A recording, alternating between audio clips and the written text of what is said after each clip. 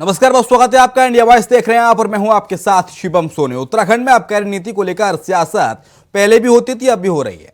इस बार कांग्रेस धामी सरकार पर निशाना साध रही है। दरअसल इस बार प्रदेश कांग्रेस अध्यक्ष करण मेहरा ने धामी सरकार पर वार किया है। कांग्रेस के प्रदेश अध्यक्ष करण मेहरा का आरोप है कि आज भी आबकारी विभाग टैक्स चुकाने के लिए लाइसेंस धारकों को लगातार नोटिस पर नोटिस जारी कर रहा है। दरअसल कोरोना के दौरान पूर्व में सरकार के द्वारा तमाम व्यवस्थाओं को बेहतर बनाने के साथ ही व्यापारिक तबके को टैक्स में रियायत देने का भी ऐलान किया गया था, लेकिन आबकारी विभाग आज भी टैक्स चुकाने के लिए लाइसेंस धारकों को लगातार नोटिस पर नोटिस जारी कर रहा है। कांग्रेस के प्रदेश अध्यक्ष करण मेहरा का आरोप है कि जब सरकार ने पूरे देश भर में एक नियम लागू किया था तो उसका पालन होना बेहद जरूरी था, लेकिन आबकारी विभाग में चंद अधिकारी पैसों की डिमांड करके लाइसेंस धारकों का उत्पीड़न कर रहे हैं, जिससे पता चलता है कि सरकार व्यापारी तबके के लिए किस तरीके की सोच बनाए हुए है। अब इस मुद्दे पर पूरे उत्तराखंड में सियासत जोर पकड़ रही है। सरकार ने एक नियम बनाया है कि जितने घंटे कोई दुकान खुलेगी उतने ही घंटे का अधिभार लिया जाएगा। तो उत्तराखंड में इसका पालन क्यों नहीं हो रहा है? और पालन इसीलिए नहीं हो रहा कि इलीगल डिमांड्स हो रही हैं। तो कोविड काल का होगा, कोविड काल का तो है, वो भी व्यापारी ना, व्यापारी तो वो भी हैं। नहीं, मेरा ये मतलब है पूरे देश में लागू हो गया। उत्तराखंड अपवाद है भाई, वो चाहे किसी भी चीज़ का व्यापार कर रहा है, अधिभार दे रहा है गवर्नमेंट को ना, पैसा दे रहा है गवर्नमेंट को, तो उसके अधिकारों की रक्षा करना भी हम लोगों का काम है। हम ये कह रहे जब पूरे देश में एक नियम लागू है तो उत्तराखंड में अभी तक उस पर कार्रवाई क्यों नहीं हुई? सरकार ने एक नियम बनाया है कि जितने हनी पाठक जुड़ गए हैं ज्यादा जानकारी के लिए हमारे साथ। भारतीय जनता पार्टी के प्रवक्ता हैं हनी पाठक। हनी जी, बेहद गंभीर आरोप सरकार पर पैसों के लिए लाइसेंस धारकों का उत्पीड़न कर रहे हैं आप, करण मेहरा का आरोप है, आपकी प्रतिक्रिया? देखिए ऐसा है, नमस्कार तिलक जी। ऐसा है देखिए कि करण मेरा नाम शिवम है, मेरा नाम शिवम है। अच्छा शिवम जी, सॉरी, माफी चाहूंगी। ऐसा देखिए, करण महाराज जी ने अपनी सरकार में देखा होगा कि पैसे को लेकर हर काम किए जा रहे हैं। हाँ। तभी वो दूसरी पार्टी को आरोप लगा रहे हैं कि पैसे लेकर हर कार्य किए जा रहे हैं या नहीं किए जा रहे हैं, लेकिन इनको ये गलत फहमी है। उनकी सरकार में पैसे को ले दे के हर कार्य होता होगा, क्योंकि उन्होंने अपने ही पूर्व मुख्यमंत्री को ये बयान देते हुए देखा था ना कि जिसको जिस विभाग से खाना है खा लो, मैं आंखें बंद कर लूंगा। तो वो उसी पद चिन्हों पर चलते चले आने वाले पार्टी को बिलोंग करते हैं, तो वो इसलिए दूसरों को उसी उसमें आंक रहे हैं। और दूसरी बात मैं बताना चाहूंगी कि आबकारी विभाग और ये दारू वाले मसले को और इन सब मसलों को तो ये इतना उठा रहे हैं, शायद करण महाराज जी भूल गए कि डेनिस रावत किसका नाम रखा गया था और डेनिस से किसके लंग्स, फेफड़े, किडनी खराब हुई थी, शायद ये उसको भी भूल चुके हैं। और कोविड नियम की जहां तक ये बात कर रहे हैं, तो अब ये मार्च नजदीक आ रहा है। मार्च जब नजदीक आता है तो लोगों के घरों में टैक्स के लिए कागज वगैरह जाते हैं, तो वो सरकारी प्रक्रिया है जो जा रही है, तो वो उसमें छूट और ये सब जो चीजें नजर आ रही हैं, तो वो आबकारी का मामला है, वो देख के ही वो देखा जाएगा कि कहाँ पे किसको कितनी प्रतिशत छूट मिलेगी। और कांग्रेस एक बार फिर ये दिखा रही है कि वो शराब माफियाओं के कितने साथ में है, क्योंकि इनका कल्चर चला आ रहा है ना कि शराब माफियाओं के साथ रहे हैं, ये डेनिस की सरकार में रहे हैं, डेनिस रावत इनको कहा जाता रहा है, तो ये फिर यही दर्शा रहे हैं अपने द्वारा कि ये शराब माफियाओं के साथ रहे हैं। और हम फिर ये दिखा रहे हैं कि हम शराब माफियाओं के खिलाफ रहे हैं। और जहां तक ये व्यापारी वर्ग की बात कर रहे हैं, तो शतरंज के खिलाड़ी ना बने, शतरंज के खिलाड़ी बिल्कुल ना बने। हम व्यापारी वर्ग के हित में निरंतर कार्य कर रहे हैं और व्यापारी वर्ग हमसे खुश भी नजर आ रहा है, तभी हमें चुना गया है, क्योंकि देहरादून उत्तराखंड में व्यापारी समूह के लोग ने भी हमको वोट दिया है। हम व्यापारी वर्गों को किस प्रकार संतुष्ट करेंगे, किस प्रकार नहीं करेंगे, वो हम पर छोड़ दें, उसकी चिंता वो ना करें। यानी कि हनी पाठक आप ये कहना चाह रही हैं कि ये उत्पीड़न जो है लाइसेंस धारकों का बीजेपी की सरकार में नहीं हो रहा, जब करण मेहरा की सरकार थी, आपकी जगह जब कांग्रेस पार्टी की सरकार थी, तब इस तरह का उत्पीड़न होता था, ऐसा कुछ नहीं हो रहा। करण मेहरा के आरोप सारे बेबुनियाद हैं और चला आ रहा था। क्योंकि देखिए ऐसा है शिवम जी, दूसरी बात मैं आपको बताना चाहूंगी कि ये शराब माफियाओं के साथ थे, तो शराब माफियाओं के साथ मिले हुए थे, तो उत्पीड़न कैसे कहा जाएगा? क्योंकि ये खाते थे, खिलाते थे, तो ये उत्पीड़न नहीं कहा जाएगा। लेने देने की सरकार थी। आप खुद ही वो बयान देखिए ना स्टिंग ऑपरेशन का, जिसमें पूर्व मुख्यमंत्री हरीश रावत जी साफ कहते दिखाई दिए थे कि जिसको जिस विभाग से जितना खाना है खाओ, मैं आंखें बंद कर लूंगा। तो ये गिव एंड टेक की प्रक्रिया इनकी चली आ रही थी, तो ये किस प्रकार से आरोप लगा सकते हैं, कैसे आरोप लगा सकते हैं? ये खुद अपने अंदर झांक के देखें कि वो क्या बोल रहे हैं कि गिव एंड टेक की प्रक्रिया इनके यहाँ चलती आ रही थी, तभी इस तरह का बयान कहा गया था इनके वहां पर। ठीक है, हमारे संवाददाता हमारे साथ इस वक्त जुड़ गए हैं सौरभ भाटिया। सौरभ, क्या है दरअसल पूरी खबर, क्योंकि हनी पाठक तो सारे आरोपों से इनकार कर रही है। उनका कहना है कि ऐसा कांग्रेस के शासन में हुआ करता होगा, लेकिन हमारे यहाँ ऐसा कुछ नहीं हो रहा। क्या एग्जैक्ट बयान है करण महारा का और कहना क्या चाहते हैं करण महारा?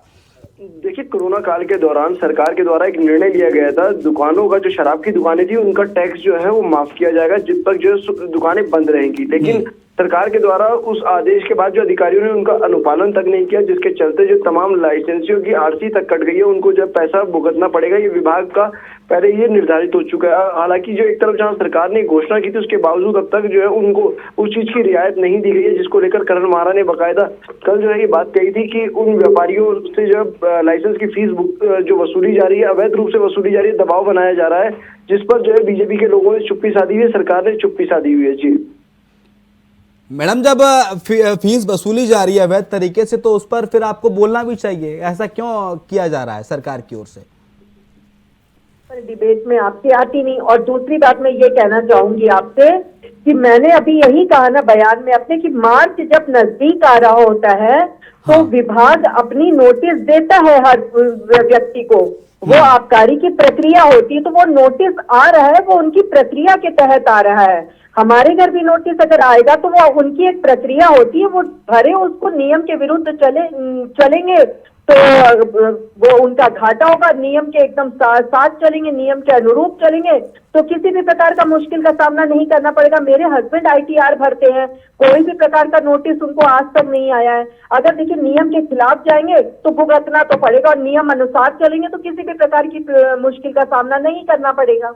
ये बात तो सही है आपकी, नियम के खिलाफ जाएंगे तो नोटिस तो आएगा। सौरभ भाटिया जुड़े हैं। सौरभ, आपका कोई सवाल हनी पाठक से?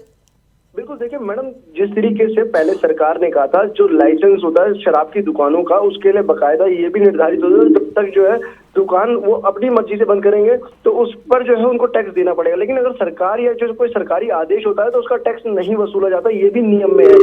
लेकिन सरकार ने घोषणा भी की थी जिन लोगों के द्वारा या क्योंकि जो सरकार का एक आदेश जारी हुआ था कोविड काल के दौरान, कोई भी दुकान व्यापार नहीं चलेगा, उसे पूर्ण रूप से बंद रखा जाएगा, यानी कि उसकी रियायत जो है सरकार के द्वारा अब उनको दी जानी थी। सरकार ने घोषणा भी करी, लेकिन अधिकारियों ने उसका अनुपालन नहीं किया, जिसके चलते जो इन लोगों से फीस वसूली जाती है। वजह क्या रही? फिर क्या तालमेल की कमी है क्या? हेलो जी, आप ही से सवाल था मैम। देखिए ऐसा है शिवम जी, जो ये कह रहे तालमेल की कमी नहीं, तालमेल में किसी भी प्रकार की कमी नहीं रही है। और जो ये दूसरा सवाल इन्होंने किया है कि किसी भी प्रकार का कर नहीं वसूला जाएगा, तो कहीं ना कहीं से किसी भी प्रकार की खोट रही होगी, कहीं ना कहीं से वो उनकी कहीं से छूट रही होगी, या कहीं से सप्लाई की व्यवस्था उन्होंने दी होगी, जिसको देखते हुए उनको नोटिस मिला है। और नोटिस से घबराने की जरूरत नहीं, किसी चीज का अगर पालन नहीं किया है तो नोटिस तो आएगा, और विरुद्ध नियम के नहीं जाएंगे तो नोटिस बिल्कुल नहीं आएगा। मैडम, सरकार ने तो ये आदेश किया था ना बकायदा कि जब जो है दुकानें खुली नहीं है तो उसका जो भुगतान नहीं होगा। अब अधिकारी उनकी आरसी काट रहे हैं, ये कहीं नियम में आता है? जब घोषणा मुख्यमंत्री के द्वारा की गई थी, तत्कालीन मुख्यमंत्री के द्वारा, सरकार उस समय भी भाजपा की थी और वर्तमान में भी भाजपा की सरकार है, तो क्या जो है पुरानी सरकार के जो आदेश थे, निर्देश थे, उसका अनुपालन अब वर्तमान सरकार नहीं कर पा रही है? देखिए ऐसा है सौरभ जी, अगर इस प्रकार का कहीं से विभाग द्वारा कुछ इस तरीके की नोटिस गई है तो उसका संज्ञान भी हमारी सरकार अवश्य लेगी, क्योंकि हमारी सरकार जीरो टॉलरेंस की नीति पे आज तक कार्य करती चली आ रही है और करती रहेगी निरंतर ही, और जनता के साथ रहती है और जनता का भला सोचती है। अगर इस प्रकार का भी किसी को नोटिस आया है तो निश्चित ही सरकार उसका संज्ञान लेगी और मामले को शॉर्ट आउट करेगी। ये मैं आप लोगों को आश्वस्त करती नजर आ रही हूँ और आश्वस्त कर रही हूँ। आश्वासन दे रही हैं हनी पाठक। चलिए, बहुत शुक्रिया आपका हनी पाठक जी तमाम सारी जानकारी को साझा करने के लिए। सौरभ भाटिया जुड़े थे। सौरभ, आपका बहुत शुक्रिया तमाम सारी जानकारी को यहाँ पर रखने के लिए। तो टैक्स को लेकर लाइसेंस धारकों को नोटिस भेजे जा रहे हैं और इसको लेकर कांग्रेस के प्रदेश अध्यक्ष करण मेहरा ने आरोप लगाए हैं सीधे सीधे सरकार पर।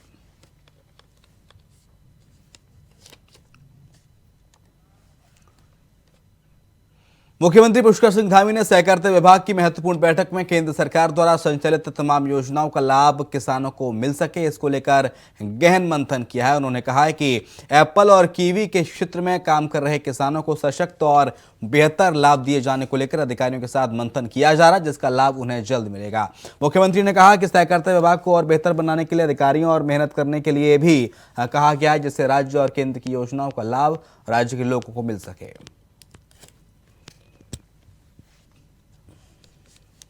सहकारिता विभाग क्योंकि बहुत काफ़ी तेज़ी से किसानों के बीच में, हॉर्टिकल्चर वालों के बीच में और पशुपालन और डेयरी उद्योग और डेयरी समूह के लोगों के बीच में एक बहुत अच्छा समन्वय का काम कर रहा है। तो उसका और ज़्यादा से ज़्यादा कैसे एक नोडल के रूप में उसका उपयोग हो और जो भारत सरकार की हमारी एनसीडीसी की जो योजनाएं हैं, जो सुविधाएं हैं, वो हमारे सीधे किसानों तक पहुँचे, उसके लिए हमने यहाँ विस्तृत वार्ता की है।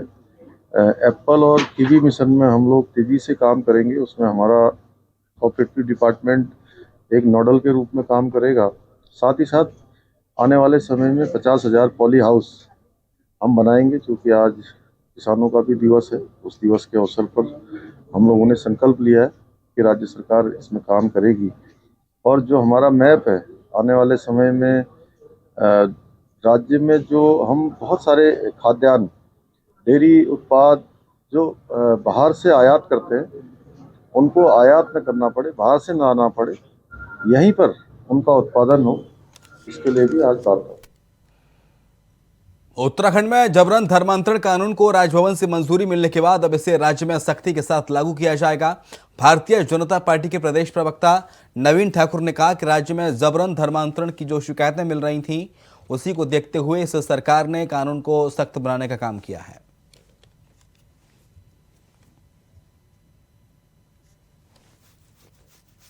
तो धर्मांतरण कानून को राजभवन से मंजूरी मिल चुकी है और 10 साल की सजा का प्रावधान है।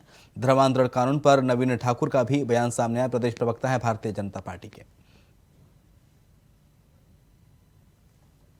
उत्तराखंड में इसकी जरूरत महसूस की जा रही थी और कुछ लोग जबरन, कुछ लोग लालच देकर धर्मांतरण का जो कृत्य यहाँ पर कर रहे थे, उस पर लगाम लगाने के लिए उत्तराखंड के यशस्वी मुख्यमंत्री पुष्कर सिंह धामी जिस कानून को है और बहुत तीव्रता के साथ जो है इसको कैबिनेट में मंजूरी दी गई। आज राजभवन से भी इसको मंजूरी मिल गई। आने वाले समय में उत्तराखंड में इस प्रकार का कोई भी गलत कृत्य न हो, कोई भी धर्मांतरण जैसा जो है कृत्य यहाँ न कर सके, इसको लेकर ये सख्त कानून लागू हो गया है और 100% मुझे उम्मीद है कि अब उत्तराखंड में धर्मांतरण पर रोक लगेगी। देखिए, उत्तराखंड में इसकी जरूरत। अपर पुलिस अधीक्षक पौड़ी शेखर चंद्र सुयाल ने कोतवाली पौड़ी का अर्धवार्षिक निरीक्षण किया और इस दौरान उन्होंने कोतवाली में माला खाना अभिलेख थाना परिसर में साफ सफाई व्यवस्था, थाना परिसर में खड़े वाहन और शास्त्रों का निरीक्षण के अलावा पुलिस कर्मियों की समस्याओं को सुना।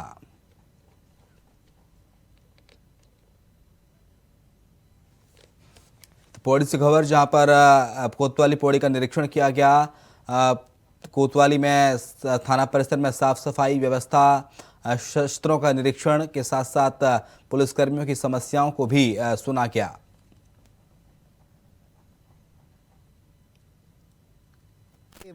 पुलिस की रूटीन वर्क होते हैं।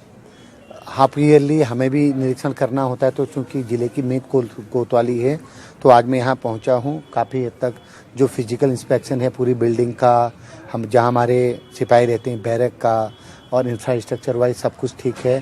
क्योंकि थोड़ा पुरानी बिल्डिंग है, कुछ दिक्कतें ज़रूर हैं, लेकिन अपने एफर्ट से जो बेस्ट हो सकता है अपने कर्मचारियों के लिए, वो इंस्पेक्टर साहब ने किया हुआ है।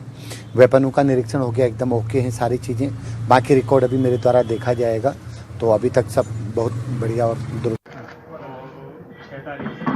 क्या पर पुलिस अधीक्षक ने कोतवाली पौड़ी का निरीक्षण किया है। साथ ही पुलिसकर्मियों की जो समस्या थी उन पर गंभीरता से ध्यान दिए जाने की बात भी कही गई।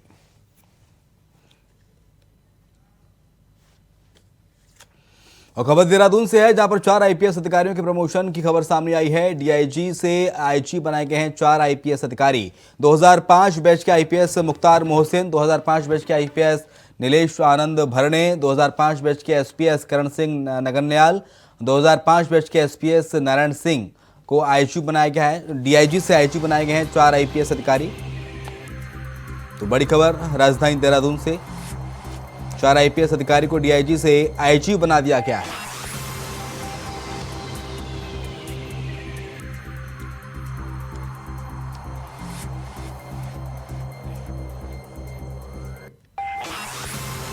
तो 2005 बैच के अधिकारी एसपीएस करण सिंह ननियाल को डीआईजी से आईजी बनाया गया। नारायण सिंह एसपीएस, उनको डीआईजी से आईजी बनाया गया।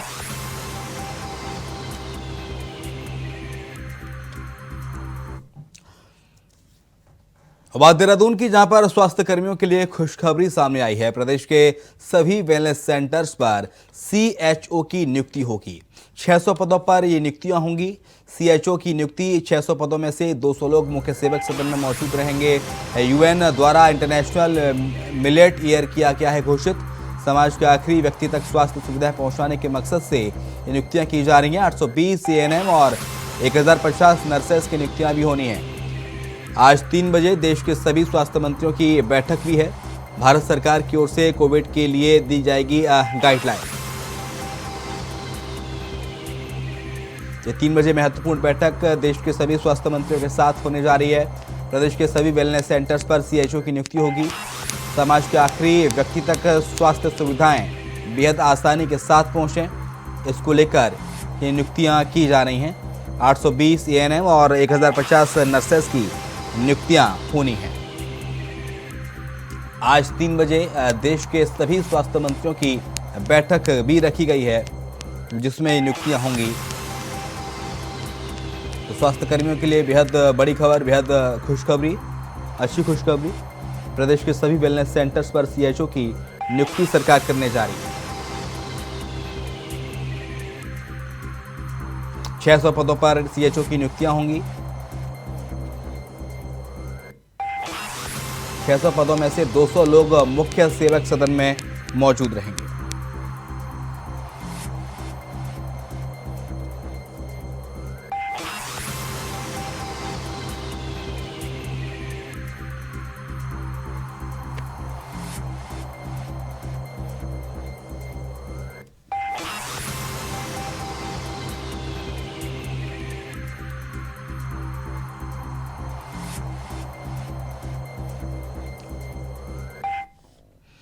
और खबर कुमाऊं से है, जहां पर एमएड प्रवेश परीक्षा धांधली मामले में कुमाऊं विश्वविद्यालय नैनीताल के पूर्व रजिस्ट्रार भुवन चंद्र जोशी को नैनीताल कोर्ट ने दोषमुक्त कर दिया है। बता दें कि 2009 में कुमाऊं विश्वविद्यालय नैनीताल में एमएड प्रवेश परीक्षाओं में धांधली के मामले में पूर्व रजिस्ट्रार बीसी जोशी और अन्य के खिलाफ मुकदमा दर्ज किया गया था। 13 साल अदालत में चले इस मामले में अब तत्कालीन रजिस्ट्रार भुवन चंद्र जोशी को कोर्ट ने दोष मुक्त किया है। कोर्ट ने कहा है कि मामले में भुवन चंद्र जोशी को गलत फंसाया गया था और ये मामलों में दोषी नहीं है। मामले में पूर्व रजिस्ट्रार भुवन चंद्र जोशी का कहना है कि 13 साल बाद न्याय मिला है, उसके लिए वो कोर्ट के आभारी है। सत्य की जीत हुई है।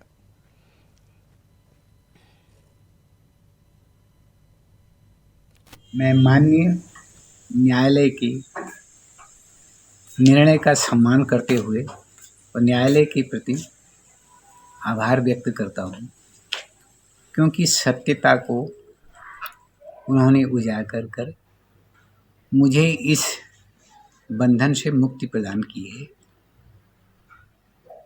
ये मेरा न्यायालय के प्रति आभार और समर्पण और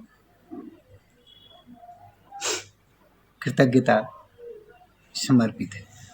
मैं माननीय उधर कोविड-19 वेरिएंट के खतरे को देखते हुए उत्तराखंड में एहतियातन बूस्टर डोज अभियान की शुरुआत कर दी गई है। देहरादून सचिवालय में बूस्टर डोज वैक्सीनेशन के लिए कैंप लगाया गया।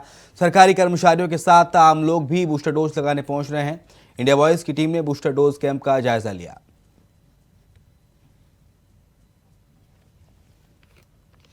तो बूस्टर डोज का कार्यक्रम शुरू हो गया है और इंडिया वॉइस की टीम भी पहुंची और बूस्टर डोज का जायजा हमने लिया। कोविड को लेकर उत्तराखंड सरकार बेहद अलर्ट मोड पर है और कोई भी लापरवाही सरकार नहीं बरतना चाहती और हर एक व्यक्ति को वैक्सीन लगे, ये सुनिश्चित करना सरकार का लक्ष्य है। तो सचिवालय में वैक्सीनेशन के लिए कैंप चलाया गया, जहां सरकारी कर्मचारी आम लोग ने बूस्टर डोज वैक्सीन का लगवाया।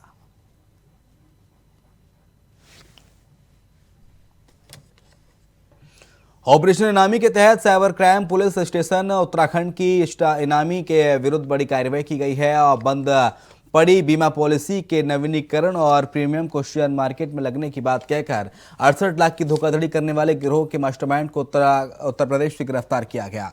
इसके साथ ही दूसरे आरोपी अभी भी फरार चल रहे हैं।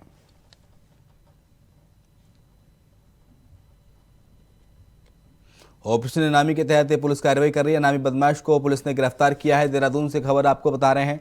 इसके साथ ही 68 लाख की धोखाधड़ी का आरोप है इस इनामी बदमाश पर, जिसको पुलिस ने गिरफ्तार किया।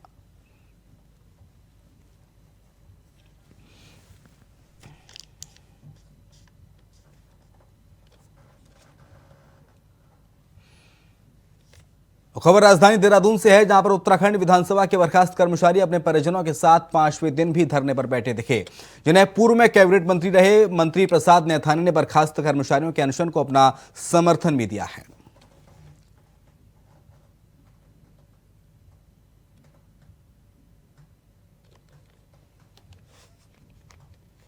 विधानसभा से बर्खास्त कर्मचारियों का धरना लगातार जारी है। देहरादून से खबर आपको बता रहे हैं, जहां पर बर्खास्त कर्मचारियों का 5वें दिन भी धरना जारी रहा। कर्मचारियों के धरने को प्रसाद नैथानी का भी समर्थन मिला है।